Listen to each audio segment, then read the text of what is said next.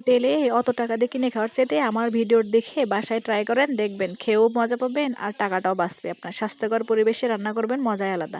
কি বুঝতে পারছেন কিসের কথা বলছি? এই যে আমার মতো গ্রিল, আমার মতো কড়াইয়ে গ্রিল বানিয়ে খাওয়ার কথা বলতেছি। আসসালামু আলাইকুম, নতুন একটা ভিডিওতে আপনাদের স্বাগতম। এখানে আমি প্রায় 2 কেজি মুরগির একটা মুরগি নিয়েছি।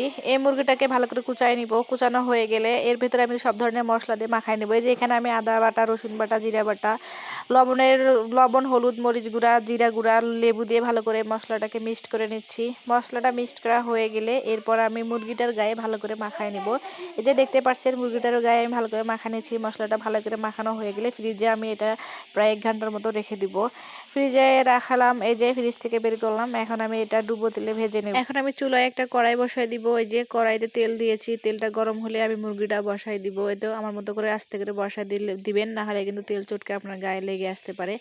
মুরগিটা এক পিঠ হয়ে গেলে অন্য পিঠে আমি আস্তে করে আলতোভাবে উল্টাই দিব। উল্টানো হয়ে গেলে পিছনের পিঠটা যদি হয়ে যায় তাহলে কিন্তু আমাদের রেডি হয়ে যাবে আজকের এই সহজভাবে বাসায় তৈরিতে গ্রিলটি। আপনারা এইভাবে আমার দেখানো পদ্ধতিতে বাসায় তৈরি করে নিতে পারেন সামান্য কিছু উপকরণ দিয়ে মজাদার সুস্বাদু গ্রিলটি। এই যে আমার গ্রিলটি রেডি হয়ে গেছে। খেতেও কিন্তু অনেক মজা হয়েছিল। আমি বাইরে থেকে নান রুটি অর্ডার দিয়েছিলাম। এই তো আমার গ্রিল আর নান রুটি। ধন্যবাদ সবাইকে।